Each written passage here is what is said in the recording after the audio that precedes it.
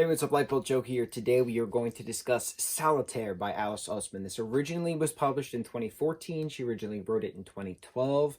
This is the 2020 re-release with a little blurb from Alice right in the beginning, August of 2020. So, bro, I read very slow. Okay, I've said this in many a book reviews, right? We've talked about a lot of books, a lot of novels, novellas, short stories. We've talked about comics, graphic novels. We've talked it all. Not all, but we've talked, right? I read slow. I've stated this many a times. I read slow. I read this book in less than 3 days. Technically, I started it Saturday. It is technically Monday. I finished it. It is 400 pages, 390 pages, but we'll round up to 400. What's the actual page count? 390 plus a resource page. Woo! On 391. Very important. 390 pages, right? I don't do that. I don't do that. This is an Alice Oseman book, right? This is Solitaire. So this is the prequel, not really a prequel, but this is an in-between story of the Heartstopper comics, because the Heartstopper comics, or the graphic novels, are technically the prequel to Solitaire. But then we also have This Winter. There's no pictures in this. This is just straight words. Like, I read 260 pages alone today. This is the observance day of Juneteenth. I specifically took off. Today is June 20th, Monday, June 20th, as I am recording this. Yesterday was Juneteenth, finally a very important federal holiday in the United States of America, representing the final emancipation of slaves. Like, so slavery ended because of the Civil War, right? But then, like, a lot of southern states didn't agree to it. So, like, they still kept on their slave work. And then, like, 2 years later, a ship literally had to go into a port into Texas and said, hey, by the way, you've been free for 2 years. Time to get out. And then that's what we celebrate Juneteenth, because it was June 19th of whatever year that was. 1865? 67? One of those years. Anyway, this is why I'm off today. That's why I write 260 pages today. I don't do that. I don't do that in one sitting. I'm lucky if I get 50 pages in one sitting. But to do 260 pages in a sitting, bro, that's unheard of. So, Alice wrote this in 2012, okay? She had it published in 2014. There was a bidding war for it. I had to read up on this. She was a teenager when she wrote this. She was a teenager when it was published. I've never read a book written by a teenager about teenagers. I read countless books about teenagers written by 20, 30, 40, 50-year-olds, right? I have never read a book about teenagers written by a teenager. The level of authenticity and realism that is brought upon this novel is remarkable. It's something I've never seen anything like that before, because it's written by a teenager and it's about teenagers. So we're at Higgs, we're at Truman, right? School we know and love from the Heartstopper books, school we know and love from the Heartstopper TV series, right? And so stuff's going on. Stuff's going on at Higgs.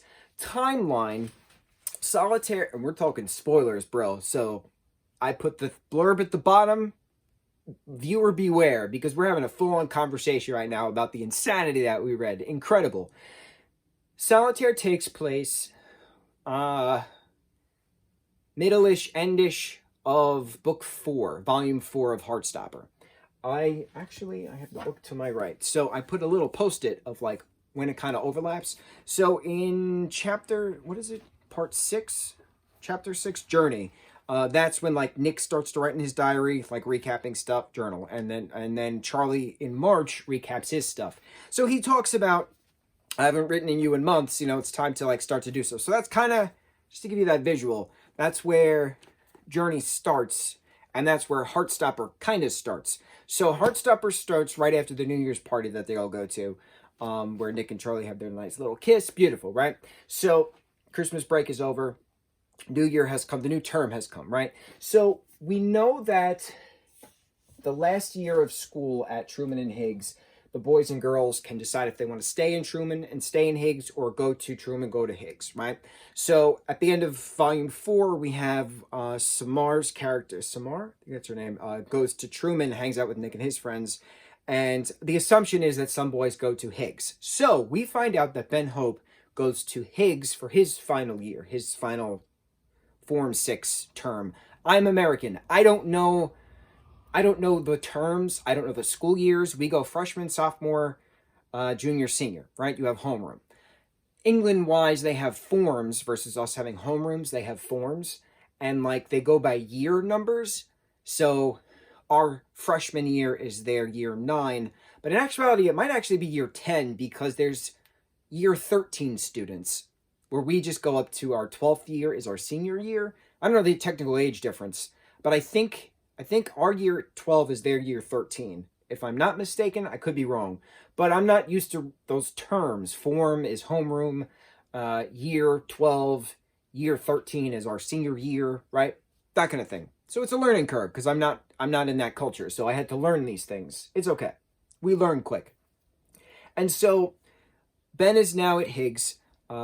This is Tori's story, though. So Solitaire is Tori's story. This is January to beginning of February, right? Is that when the last hurrah happens? I believe that's when the last hurrah happens. It's hard to say the last hurrah because, like, hurrah, flames, hurrah. I can't find the date. I want to say it's just the month, right? Because I feel like it's the month before Charlie actually sits down to write, and he starts to write in March. And he mentions Michael Holden, who is Tori's new friend, but she doesn't call him a boyfriend. So we get the introduction of Michael Holden, who has heterochromia. Heterochromia is my absolute physical favorite trait of any human, ever. Ever. Doesn't matter the gender. That is the most attractive feature I find in any single person. Heterochromia. It's when you have different colors in your iris. Some people have straight one color. Michael Holden's character, for instance, has one blue, one green eye. Certain people have different colors mixed in. You can have a lot of people with hazel eyes. Like I have hazel eyes. Sometimes they're green, sometimes they're yellow, depending on the light. But it changes. But then some people have like flecks of color in it. Some people have like blue eyes with yellow fleck in it. Super rare, super awesome to see that firework burst in their eyes. It's gorgeous, and it's a mutation, and it's a natural mutation, and it's so rare. So to have Michael Holden have literal blue and green eye, so cool. Alexander the Great is notoriously known for having that. He had one purple eye. A lot of famous people have heterochromia, but to have that as a physical character trait of Michael, immediately I love the character. So Michael is awkward, right? He's very awkward. And he starts to find not an infatuation and a curiosity into Victoria, Annabelle Spring, Tori Spring, as we all know and love. And so Michael is now at Higgs as opposed to Truman. So Michael, this old friend of Tori's, Lucas Ryan, is out of Truman at Higgs. Ben Hope is at Higgs now, finding out that Charlie is Tori's sister. That was interesting. And then stuff going on with that. So we get the name of Ben Hope's girlfriend, who Charlie actually sees him with, Becky. Becky is a friend of Tori's. Becky was Tori's best friend since year 7. And so, like, things, right? But Tori is now in that quote-unquote rebellious stage. Tori is manically depressed. And Charlie references that in end of book 4. That, you know, she's been like this for a few months, and I should have reached out to see if she needed help. Now we see why all that stuff had happened. We get the relapse episode of what happens with Charlie in the end of book 4. We get that in here. It was very difficult to read, but it was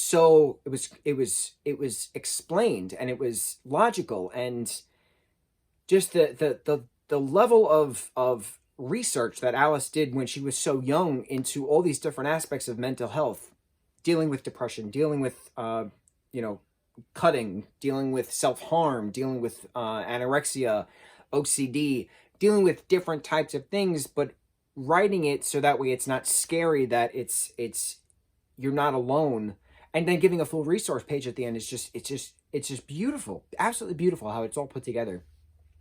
As the story progresses, right, we get the little bits and pieces of volume 4. But what is Solitaire? Solitaire is a blog, and it's targeted to Tori, and she doesn't understand why. She's a blogger herself. She's trying to figure it out. She's trying to become friends with Michael, but then she gets close, and then she backs away, and then she learns stuff about him, and then she doesn't want to learn stuff about him. But Lucas is starting to, like, regain interest in her as well throughout the story, and she's having fights with Becky, and then Becky's boyfriend Ben. Just punches Charlie in the face, thinking that they're having a private conversation, but they're not having a private conversation because everybody can hear them.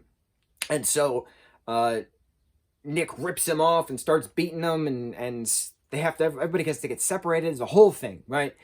Evelyn is Becky and Tori's friend. She's dating this guy named Aaron, who Tori calls Quiff the entire time. Quiff, we call it quaff. It's like when the hair's all like foopy kind of a thing. So much stuff. But it was nice seeing the Charlie telling off Ben scene in the show versus Ben punching Charlie in the face, being the closeted homophobe that he is. But Solitaire having the flip side and the let's get revenge on Ben, causing a full-on brutal beating of Ben at a party.